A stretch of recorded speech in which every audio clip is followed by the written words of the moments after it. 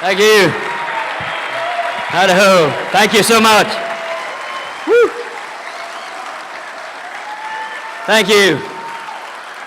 Thank you. Joy to be back at the Barrymore with the Barrymore with you madcap Madisonians as we gather on the eve of another Baraboo Babalooza. Now, as Ed indicates, in its 9th year. I mean, a decade of down and dirty democracy building. You know, that's what we have to have. And Bobfest is not by accident. So please join me in a special, let's just salute this guy, His Edness, Ed Garvey, the Bobfest impresario, the spark plug of this all-volunteer.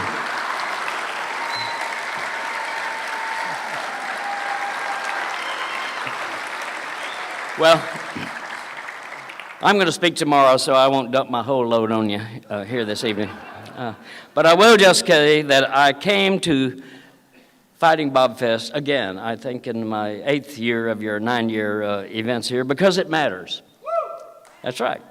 It matters because this is genuine politics of, by, and for the ordinary folks in this country. It informs the people through the speakers. You've been hearing Laura Flanders. You've been hearing Tom Hartman. You've been hearing John Nichols. You're going to hear Greg Pallas and others here. But more importantly, it engages you. It works you into those workshops that are happening tomorrow out at Baraboo, the home of the Ringling Brothers Circus. That's not by accident, is it? To develop your own strategy and your own issues. Don't rely on the lobbyists and the politicians to do it. Carry your own agenda into the legislature, and that's what those workshops represent. It also connects you through the music that you'll hear tomorrow. Wonderful music. The great groups, more than 100 of them, that'll be doing tabling and getting you to sign up on this and that. The food, more than 20 restaurants, diverse foods. And of course the beer, which is Wisconsin's greatest pride. I think cheese is beneath beer here in Wisconsin. Let me just say that. You've always got to lubricate the movement, I believe, and you do that well here. Well, to me, this is how we build a movement that is more than just a disjointed collection of issue groups. This is how we put progress back in progressive. Bobfest also matters because it lets us celebrate our achievements. And that's the one thing that I'm pleased to get to do here tonight.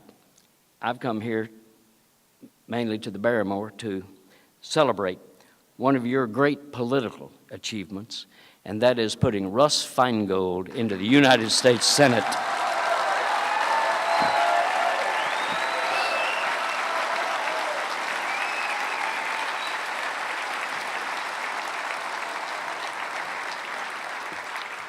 And I come to you from Texas, yes,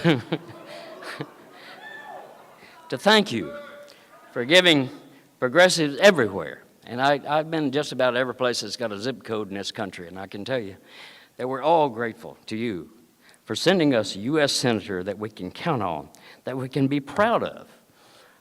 And of course, because of that, they're out to get him. He's got a guy running against him who apparently is involved in plastics.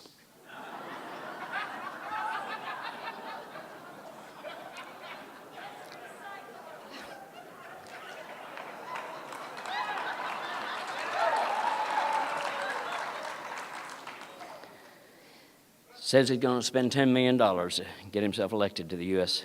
Senate. He considers Social Security to be a Ponzi scheme. I mean, if this guy gets any dumber, we're going to have to start watering him twice a day.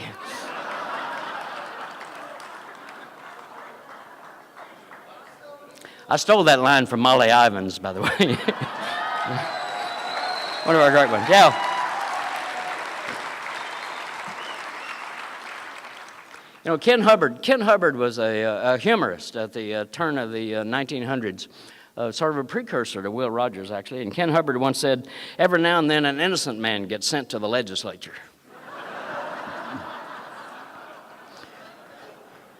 Well, that's what we've got with Russ.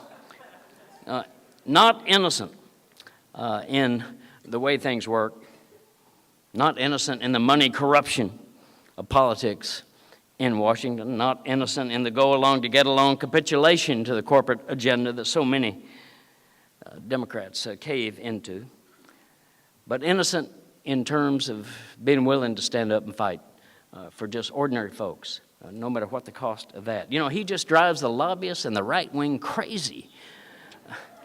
But that's a pretty short ride for a lot of them. Really, it's not that long of a distance.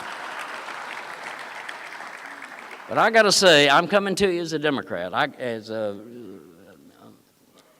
indicated there by Ed, much to the amusement of the people of Texas, I got elected a couple of times to statewide office down there. And I was elected as a Democrat, and proud to be so, and still am proud to be a Democrat. But Russ is not shy about taking on the forces of ignorance and arrogance within my own party.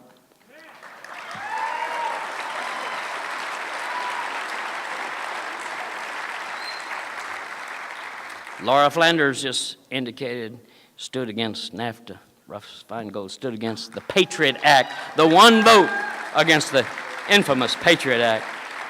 He stood against the war in Iraq. He stood against the war in Afghanistan. He stood against the Wall Street bailout. Take the Wall Street banksters. Take the Wall Street banksters, please.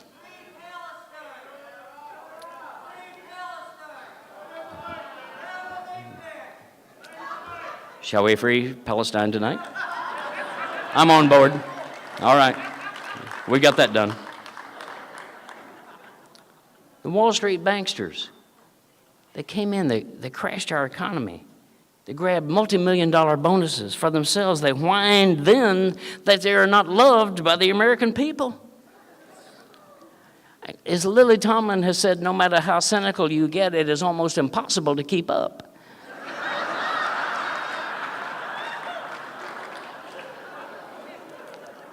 Goldman Sachs, this year, Goldman Sachs paid their top bankers $20 billion in bonuses. And they said, well, yeah, but wait a minute, that we have created a $1 billion charity for the people who have not profited from the crash of our economy. I'm going to tell you a quick story about what the gods think about charity. This is a story that Earl Long used to tell when he was governor down in Louisiana. He told about a rich man who tried to get into heaven.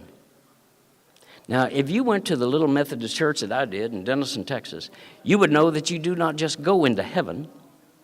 You approach the pearly gates. And at the pearly gates, there's an angel going to review your life.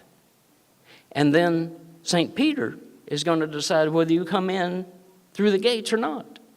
And so here comes this rich man. And the angel looks at his life and he says, oh my God, you never did no good for nobody, no way. What are you doing here? And the rich man said, well, not entirely true. Said, in 1924, there was a widow woman on the street. I gave her a nickel. And the angel said, well, so what? And the rich man said, well, in 1934, there was a blind beggar man on the street and I put a nickel in his cup. And the angel said, well, this doesn't make up for a life of greed. But the rich man said, wait a minute, I've got a consistent pattern of philanthropy.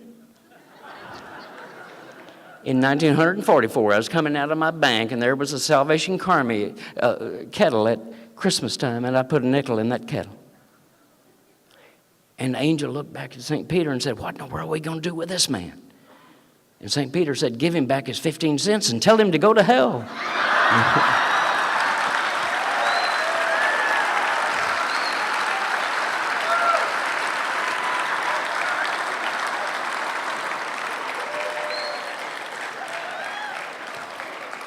It is not charity that we want in this country. It's economic fairness, social justice, equal opportunity for all people. That's what we represent. That's what America's about.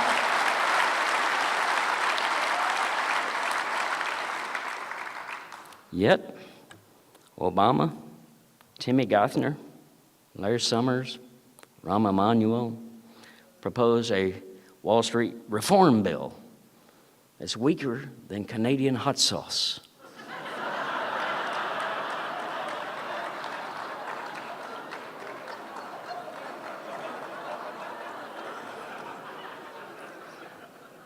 I have a new proposal, and I hope Senator Feingold will carry this to the Congress of the United States into high office. So, it's a proposal that we would allow our drug corporation, the pharmaceuticals, Big Pharma, to collude, let them conspire all that they want, and come up with this drug, and that would be a Viagra that would strengthen the backbones of our Democrats in the Congress. Stiffen them up.